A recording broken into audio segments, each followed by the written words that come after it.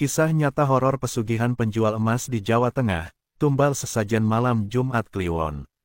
Di sebuah kota kecil di Jawa Tengah, hiduplah seorang pria bernama Pak Marwanto. Di usianya yang ke-45, ia telah menjelma menjadi sosok yang dihormati berkat keberhasilan toko emasnya. Namun, di balik kesuksesan itu, tersimpan cerita kelam yang jarang diketahui orang lain. Marwanto adalah gambaran dari seorang pedagang yang berjuang mengatasi ketidakpastian hidupnya. 20 tahun yang lalu, Marwanto adalah seorang pedagang kecil yang menjual barang-barang sederhana di pasar tradisional. Setiap pagi, ia berangkat dengan sepeda tuanya, berjuang melawan panas matahari dan keramaian pasar. Usahanya tidak selalu membuahkan hasil yang memuaskan. Banyak hari ia pulang dengan tangan kosong, dan rasa putus asa seringkali menyelimuti pikirannya. Suatu hari, saat ia pulang dari pasar, Marwanto bertemu dengan seorang teman lama yang sudah sukses sebagai pedagang emas. Melihat keberhasilan temannya, Marwanto merasa terinspirasi. Ia mulai bermimpi memiliki toko emas sendiri, tetapi impian itu terasa terlalu jauh untuk dijangkau. Setelah bertahun-tahun berjuang, Marwanto mendapat kesempatan untuk membeli beberapa perhiasan emas dari seorang pemasok. Dengan modal yang minim, ia membuka toko kecil di pinggiran kota. Perlahan, tetapi pasti, toko emasnya mulai dikenal.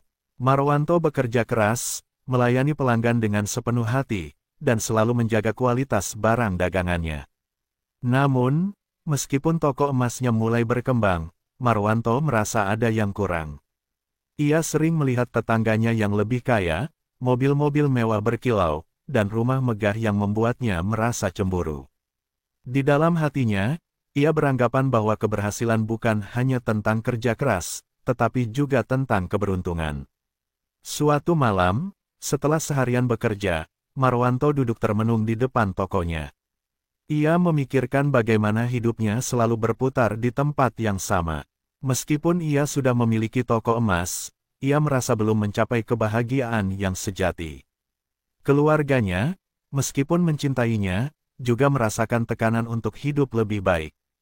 Ketika menatap langit malam yang kelam, rasa putus asa menyelimuti pikiran Marwanto. Apakah aku akan selamanya terjebak dalam rutinitas ini? Pikirnya. Dalam hati, ia berharap ada jalan keluar yang lebih cepat untuk mencapai kekayaan. Disinilah benih keputusasaannya mulai tumbuh, memunculkan ide untuk mencari jalan pintas menuju kekayaan. Suatu ketika, saat berbincang dengan seorang pelanggan tetap, Marwanto mendengar kisah tentang pesugihan. Pelanggan tersebut bercerita tentang seseorang yang berhasil menjadi kaya dengan melakukan ritual tertentu dan menawarkan tumbal. Marwanto terkejut, tetapi hatinya bergetar. Ia merasa terpesona oleh janji kekayaan yang instan. Semenjak saat itu, pikiran tentang pesugihan terus menghantuinya. Ia mulai melakukan riset, berbincang dengan beberapa orang yang memiliki pengetahuan tentang ritual tersebut. Dalam benaknya, ia mulai membayangkan kehidupan yang lebih baik, mobil baru, rumah besar, dan kebanggaan di mata masyarakat. Setelah beberapa minggu berpikir dan merenung, Marwanto akhirnya memutuskan untuk mencoba pesugihan. Ia merasa tidak ada pilihan lain, dan keputusannya itu menjadi titik balik dalam hidupnya. Dengan penuh harapan dan sekaligus rasa takut, ia mulai menyiapkan segala sesuatunya, sesaji, ritual, dan doa-doa yang perlu dilakukan. Semua itu demi meraih kekayaan yang selama ini ia impikan. Namun, di dalam hatinya, ada keraguan yang menggelayuti. Apakah ia benar-benar siap untuk melangkah ke jalan yang tidak dikenal ini? Pertanyaan tersebut terus menghantuinya, tetapi keinginan untuk mengubah nasib lebih besar daripada ketakutannya. Ia merasa terjebak dalam jaring pesugihan yang akan mengubah hidupnya selamanya, tanpa mengetahui konsekuensi yang akan dihadapinya. Setelah memutuskan untuk mencoba pesugihan, hidup Pak Marwanto mulai memasuki fase baru yang misterius dan menegangkan. Ketidakpastian dan rasa ingin tahunya membawanya pada pencarian untuk menemukan dukun yang bisa membantunya dalam praktik pesugihan. Dalam bab ini, kita akan mengikuti langkah-langkah Marwanto saat ia mencoba memasuki dunia gelap yang penuh dengan janji kekayaan, namun juga ancaman yang mengintai. Setelah malam pertama ritual yang tidak memberikan hasil, Marwanto merasa frustasi. Ia mulai merasa bahwa apa yang dilakukannya mungkin sia-sia. Dalam pencariannya, ia mulai bertanya kepada beberapa orang yang pernah melakukan pesugihan.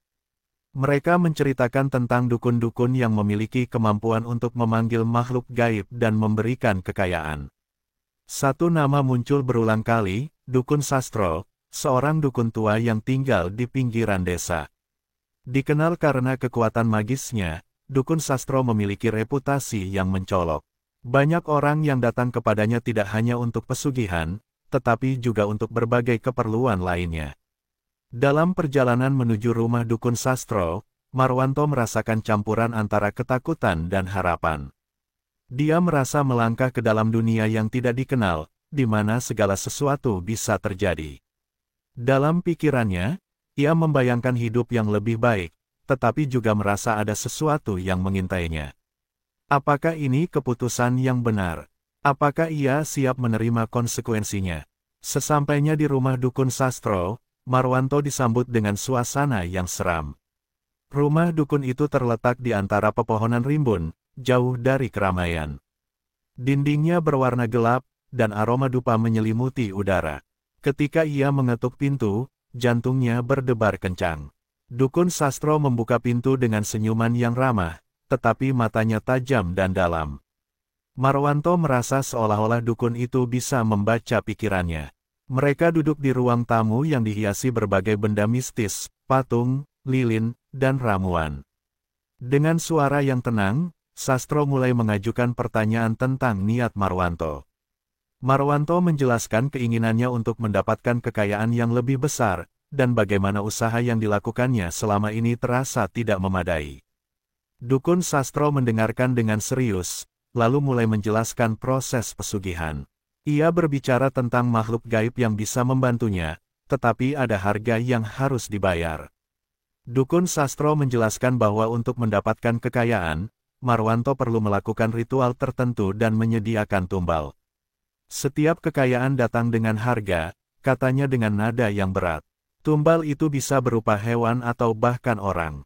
Tapi ingat, keputusan ini akan mengubah hidupmu selamanya. Marwanto merasa terperangah. Ia tidak menyangka harus mengorbankan sesuatu yang berharga. Rasa takut mulai menggelayuti pikirannya, tetapi keinginan untuk mencapai impian mengalahkan keraguannya. Dalam benaknya, ia berpikir, apakah aku benar-benar harus membayar harga ini untuk mendapatkan apa yang aku inginkan? Setelah pertemuan itu, Marwanto pulang dengan pikiran yang penuh. Ia merasa terjebak antara keinginan dan moralitas. Dalam perjalanan pulang, ia teringat akan keluarganya, istri dan anak-anaknya. Rasa bersalah menyelimuti hatinya. Apakah ia benar-benar mampu mengorbankan sesuatu yang berharga demi kekayaan? Namun, di sisi lain, bayangan hidup yang lebih baik terus mengintai pikirannya. Bayangan toko emas yang lebih besar, mobil mewah, dan kehidupan yang lebih layak. Ia merasakan tekanan dari lingkungan sekitarnya, yang terus meminta lebih. Dalam keadaan bingung, Marwanto memutuskan untuk memikirkan tawaran Dukun Sastro lebih dalam. Malam itu, Marwanto duduk sendirian di ruang tamunya, mencoba mencerna semua yang telah terjadi. Suasana di luar gelap dan sunyi, tetapi pikirannya dipenuhi dengan suara-suara yang berbisik. Ia membayangkan berbagai kemungkinan, kekayaan, kesuksesan, tetapi juga kegelapan yang menyertainya. Saat larut malam, ia merasa ada sesuatu yang memanggilnya. Ia teringat akan ritual yang dijelaskan Dukun Sastro. Dengan perasaan campur aduk, ia mengambil keputusan untuk melanjutkan ke tahap berikutnya.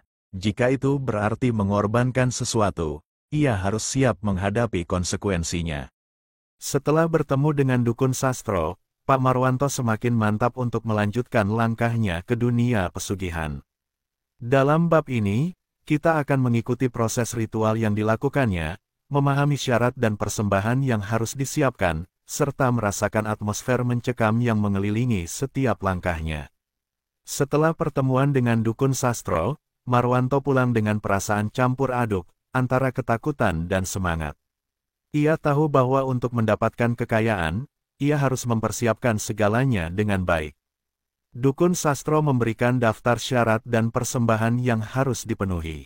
Marwanto mulai mencari benda-benda pusaka yang diinginkan dukun, sebuah keris dari nenek moyangnya, beberapa koin emas, dan bahan-bahan lain yang dianggap sakral. Ia juga harus menyiapkan sesaji, termasuk nasi kuning, ayam utuh, buah-buahan, dan bunga. Semua ini harus disiapkan dengan penuh kesungguhan dan niat yang tulus. Malam hari yang ditentukan tiba. Marwanto merasakan ketegangan yang luar biasa. Ia menyiapkan altar kecil di halaman belakang rumahnya, tempat di mana ia akan melakukan ritual. Suasana sekitar sunyi, hanya terdengar suara angin yang berdesir di dedaunan. Dengan hati berdebar, Marwanto menyalakan lilin dan menempatkan sesaji di altar. Ia mulai melafalkan mantra yang diajarkan oleh dukun sastro, merasakan kehadiran makhluk gaib yang dijanjikan. Dalam benaknya, ia berdoa agar kekayaan segera datang menghampirinya. Saat ia melafalkan mantra, Marwanto merasakan perubahan di udara. Suasana yang tadinya tenang, tiba-tiba menjadi dingin dan mencekam. Ia merasa ada sesuatu yang mengawasi dari kegelapan. Dalam ketakutan, ia terus melanjutkan ritualnya, berharap makhluk gaib yang dijanjikan akan muncul. Tiba-tiba, lampu-lampu di sekelilingnya berkedip, dan bayangan hitam muncul di sudut pandang. Marwanto terperanjat, tetapi ia tetap berusaha fokus. Makhluk gaib itu tampak seperti sosok yang tidak jelas, tetapi aura kekuatan dan misteri menyelimuti keberadaannya. Dalam hati, ia berdoa agar makhluk itu mau mendengar permohonannya. Setelah beberapa saat, suara lembut tetapi dalam mulai terdengar.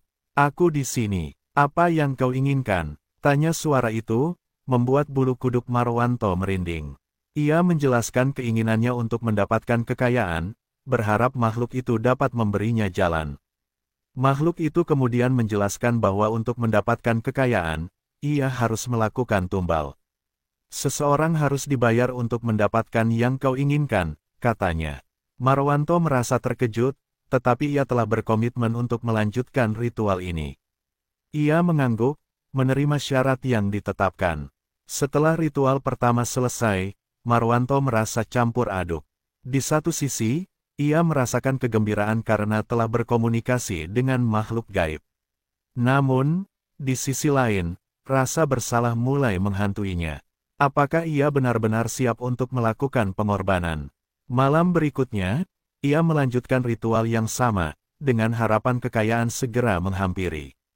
Setiap malam Jumat Kliwon, Marwanto melakukan sesaji dengan penuh harapan. Namun, setiap kali ia melakukannya, ketegangan dan rasa takut semakin menguat. Beberapa minggu setelah ritual dimulai, Marwanto mulai melihat hasilnya. Toko emasnya semakin ramai, penjualan meningkat, dan ia merasa bahagia. Namun, kebahagiaan itu selalu dibayangi oleh rasa bersalah. Ia mulai merasakan dampak psikologis dari keputusan yang diambilnya. Di tengah kesuksesannya, Marwanto sering terbangun di malam hari, merasa tercekik oleh bayangan-bayangan gelap yang menghantuinya.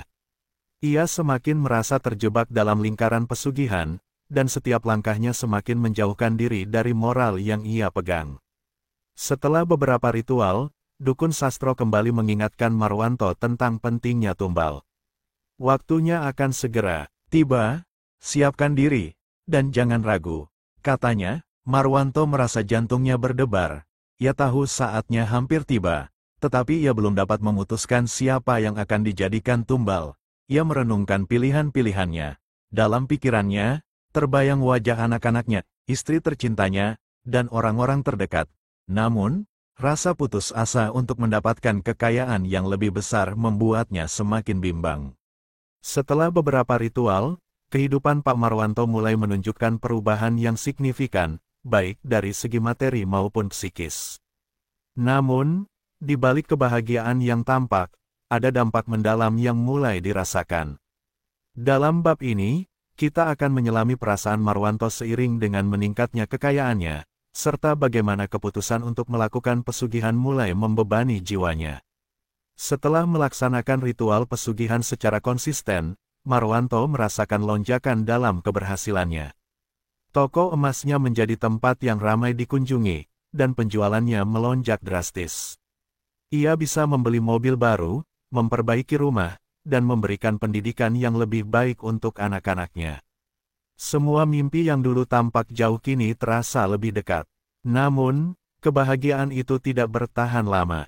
Setiap kali ia melihat keberhasilan yang diraihnya, ada sesuatu dalam dirinya yang merasa kosong. Ia mulai menyadari bahwa kekayaan yang didapat tidak membawa kebahagiaan sejati. Dalam kesunyian malam, ketika semua orang tidur, rasa cemas dan penyesalan mulai menghantui pikirannya. Seiring dengan kesuksesannya, Marwanto merasakan adanya jarak yang semakin lebar antara dirinya dan orang-orang terdekat. Teman-teman dan kerabat yang dulunya dekat mulai menjauh, merasakan perubahan dalam sikap dan kepribadiannya.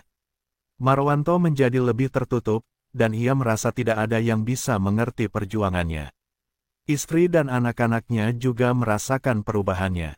Mereka melihat betapa Marwanto semakin terobsesi dengan kekayaan dan kesuksesan, sampai-sampai mengabaikan waktu bersama keluarga. Momen-momen berharga yang dulunya dihabiskan bersama kini tergantikan oleh pekerjaan dan ambisi yang tak berujung. Malam demi malam, Marwanto terjebak dalam pikirannya sendiri. Rasa bersalah mulai menggerogoti jiwanya. Setiap kali ia melakukan ritual, ia merasa semakin menjauh dari moral yang ia pegang. Ia teringat pada janji yang dibuat kepada makhluk gaib dan dukun sastro, bahwa ia harus memberikan tumbal. Kekhawatiran mulai menggerogoti pikirannya. Siapa yang harus ia korbankan? Dalam kesunyian malam, ia sering terbangun dengan keringat dingin, membayangkan wajah anak-anaknya dan bagaimana jika mereka menjadi korban dari keputusannya. Rasa penyesalan menyelimuti hatinya, tetapi keinginan untuk mempertahankan kekayaan membuatnya terjebak dalam dilema moral. Suatu hari, Marwanto memutuskan untuk menemui dukun sastro lagi. Ia merasa perlu mendapatkan penjelasan lebih lanjut tentang tumbal yang harus diberikan. Ketika ia tiba, suasana di rumah dukun itu terasa lebih berat dari sebelumnya. Dukun sastro menatapnya dengan tajam, seolah bisa membaca gelisah di dalam hati Marwanto. Dari mana rasa cemas ini datang? Tanya dukun sastro. Marwanto menjelaskan tentang ketakutannya dan penyesalan yang mulai menghantuinya. Dukun itu mendengarkan dengan sabar, lalu berkata, kekayaan tidak datang tanpa harga. Jika kau ingin mempertahankan apa yang kau miliki, kau harus siap membayar. Setelah pertemuan itu, Marwanto merasa semakin tertekan. Ia tahu bahwa waktu untuk melakukan tumbal semakin dekat. Setiap malam, ia merasa ada sesuatu yang mengintainya, seolah makhluk gaib yang membantunya menunggu janji yang harus ditepati. Ketakutan dan kecemasan membuatnya sulit tidur, dan ia mulai merasakan dampak dari tekanan psikologis tersebut. Ia mencoba untuk berbicara dengan keluarganya, tetapi mereka tidak mengerti apa yang ia rasakan. Istrinya khawatir atas perubahan sikapnya, dan anak-anaknya merasa kehilangan sosok ayah yang dulu penuh kasih. Marwanto terjebak dalam kesunyian, semakin menjauh dari orang-orang yang dicintainya.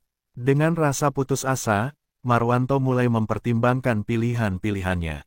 Dalam pikirannya, terbayang berbagai kemungkinan, apakah ia harus mengorbankan hewan atau orang. Rasa sakit dan penyesalan semakin dalam, tetapi keinginan untuk mempertahankan kekayaannya membuatnya bingung. Suatu malam, saat duduk di depan altar tempat ia melakukan ritual, Marwanto memandangi sesaji yang telah disiapkannya. Ia merasakan beban berat di dalam hatinya. Apakah semua ini sepadan dengan harga yang harus dibayar? Dalam keadaan bingung, ia mulai berpikir untuk menghentikan semua ritual dan mencari cara lain untuk mendapatkan kekayaan. Di bagian terakhir ini, perjalanan Pak Marwanto mencapai titik puncak yang penuh ketegangan dan penyesalan. Setiap langkah yang diambilnya membawa konsekuensi yang tidak terbayangkan.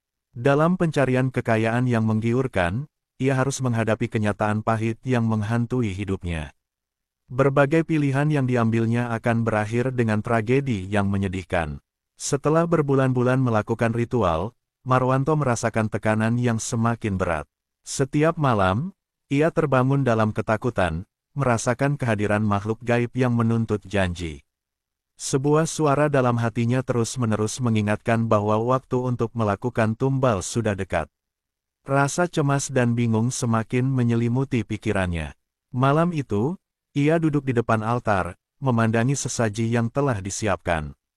Dalam keadaan putus asa, ia berusaha mencari jalan keluar dari situasi yang tidak mengenakan ini. Ia mulai mempertimbangkan untuk menghentikan semua ritual dan kembali ke kehidupan yang lebih sederhana, meskipun itu berarti kehilangan semua yang telah didapatnya. Merasa terdesak, Marwanto memutuskan untuk menemui dukun sastro sekali lagi. Ia berharap bisa mendapatkan pencerahan dan mungkin mencari cara untuk menghindari tumbal. Ketika ia tiba, dukun sastro menyambutnya dengan tatapan serius. "Kau sudah datang untuk memenuhi janji," ucapnya tegas. Marwanto menjelaskan keraguannya dan keinginannya untuk menghentikan ritual.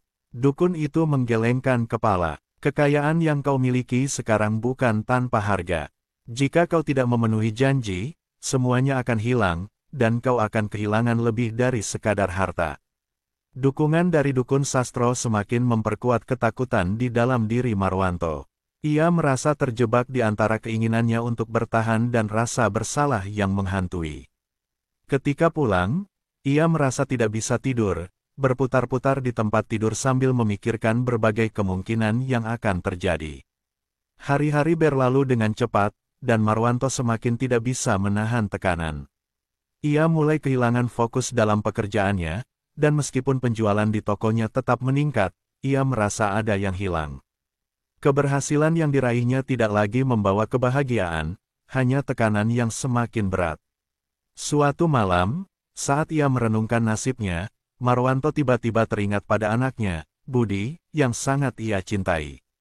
Dalam keadaan putus asa, ia merasa bahwa tumbal yang paling tepat adalah dirinya sendiri, tetapi suara dalam pikirannya mengingatkannya bahwa itu tidak akan cukup. Tumbal haruslah sesuatu yang berharga. Dengan hati yang penuh rasa sakit, Marwanto memutuskan untuk melakukan ritual terakhir. Dalam kegelapan malam, ia merencanakan semuanya dengan hati-hati. Ia menyiapkan sesaji dan berdoa agar makhluk gaib itu mau mendengar permohonannya. Ia merasa bahwa tidak ada jalan lain, dan ia harus siap menghadapi apapun yang terjadi. Saat ritual terakhir berlangsung, Marwanto merasakan atmosfer yang sangat berbeda. Suara angin berdesir seolah-olah menandakan bahwa sesuatu yang besar akan terjadi. Ia melafalkan mantra dengan penuh harapan, tetapi jiwanya dipenuhi dengan rasa takut dan cemas. Dalam kegelapan, ia merasa kehadiran makhluk gaib semakin mendominasi. Saat ritual mencapai puncaknya, Marwanto merasakan sesuatu yang aneh. Bayangan hitam muncul di hadapannya, dan suara menggelegar menuntutnya untuk memenuhi janji. Dalam keadaan panik, ia teringat pada anaknya. Segera, ia terjebak dalam keputusan yang sangat menyakitkan, ia harus memilih antara dirinya atau anaknya sebagai tumbal. Ketika Marwanto merasa tidak bisa lagi menahan tekanan, ia mengambil keputusan yang menghancurkan. Dalam kegelapan malam, ia dengan penuh kesedihan dan ketidakberdayaan mengorbankan anaknya, Budi. Saat itu, dunia terasa hancur di sekelilingnya. Air mata mengalir di pipinya, tetapi rasa putus asa membuatnya tidak bisa berbuat lain. Begitu tumbal dilakukan, Marwanto merasakan kekayaan dan keberhasilan yang selama ini didambakan seakan mengalir ke dalam dirinya. Namun, di saat yang sama, ia merasakan kehilangan yang tak tertanggungkan. Kegembiraan yang seharusnya datang bersamaan dengan kekayaan itu sirna, tergantikan oleh penyesalan yang mendalam. Setelah ritual terakhir, Marwanto merasa terpuruk. Walaupun ia mendapatkan semua yang diinginkannya, kekayaan itu terasa hampa. Ia kehilangan sosok yang paling dicintainya, dan hidupnya tidak akan pernah sama lagi. Toko emas yang dulunya ramai kini terasa sepi, dan semua yang telah diraihnya tidak ada artinya tanpa kehadiran anaknya. Dalam kesunyian malam, Marwanto teringat pada semua momen indah yang pernah ia lalui bersama Budi. Rasa penyesalan menyelimuti hatinya, dan ia menyadari bahwa pencarian kekayaan telah menghancurkan segalanya. Sekarang, ia harus hidup dalam kesedihan dan kehilangan yang tak terbayangkan. Cerita tentang Pak Marwanto memberikan beberapa hikmah yang mendalam, antara lain. 1. Bahaya mencari kekayaan secara instan. Cerita ini menyoroti risiko yang terkait dengan keinginan untuk mendapatkan kekayaan dengan cara yang cepat dan mudah. Pesugihan menjadi simbol bahwa jalan pintas seringkali mengakibatkan konsekuensi yang serius dan tidak terduga. 2. Konsekuensi keputusan. Setiap keputusan yang diambil memiliki dampak yang jauh lebih besar dari yang kita bayangkan. Marwanto harus menghadapi kenyataan pahit bahwa tindakan untuk mencapai kekayaan mengorbankan orang yang paling dicintainya. Ini mengingatkan kita untuk selalu mempertimbangkan konsekuensi dari setiap pilihan yang kita buat.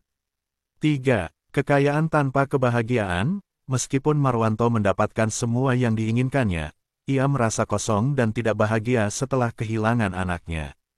Ini menunjukkan bahwa kekayaan materi tidak selalu sejalan dengan kebahagiaan sejati. Kebahagiaan seringkali terletak pada hubungan dan momen berharga yang kita miliki dengan orang-orang terkasih.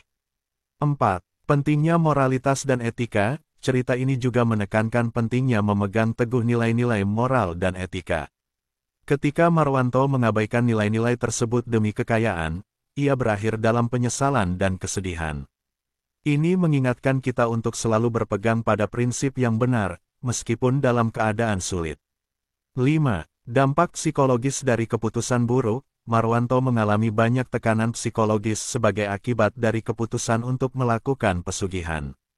Ini menyoroti pentingnya kesehatan mental dan bagaimana keputusan yang salah dapat mempengaruhi jiwa seseorang secara mendalam. 6. Refleksi diri. Cerita ini mendorong kita untuk merenungkan tujuan hidup dan apa yang benar-benar kita inginkan.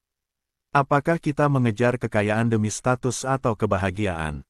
Ini adalah pertanyaan penting yang perlu kita jawab dalam perjalanan hidup kita. Secara keseluruhan, kisah ini mengajak kita untuk berpikir kritis tentang apa yang kita anggap penting dalam hidup dan untuk tidak mengorbankan nilai-nilai kita demi pencapaian yang mungkin tidak berharga.